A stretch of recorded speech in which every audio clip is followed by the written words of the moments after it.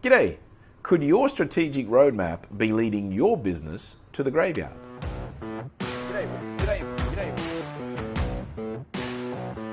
Greetings from Bali, here for the week, a few meetings and operational follow-up and bits and pieces.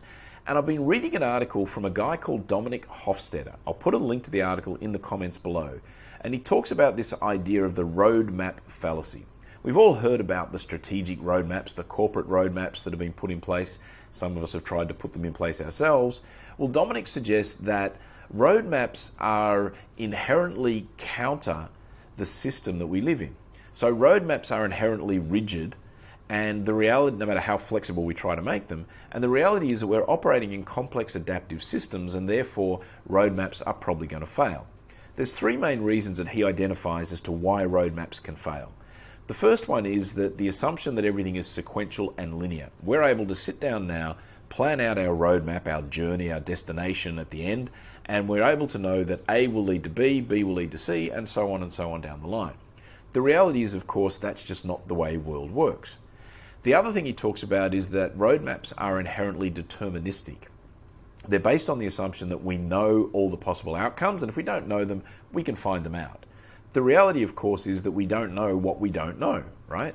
You don't know how someone is going to react. You don't know what is possibly going to happen in the future. And the third reason that Dominic suggests that roadmaps are bound to fail is that they're assuming that the environment we're operating in is static, in that it's not going to change, or if it does, it's not going to change in any way that is necessarily going to divert us from our roadmap.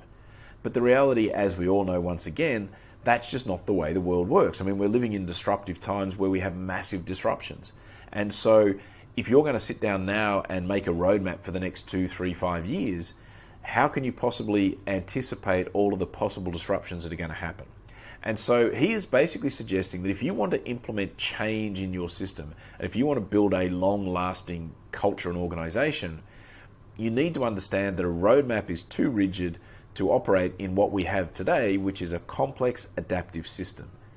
And now, Dominic is actually writing a 3-piece feature on the whole topic. So I'll put a link to the first article in the note below, and then you can follow up on that. So I'd be interested to hear from anyone who has tried implementing a strategic roadmap.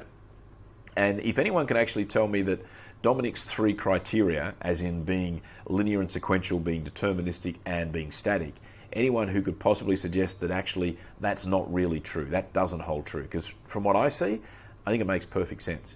So again, links to the comments below. Do let me know what you think. I thank you for your time, and I will be back again tomorrow. See ya.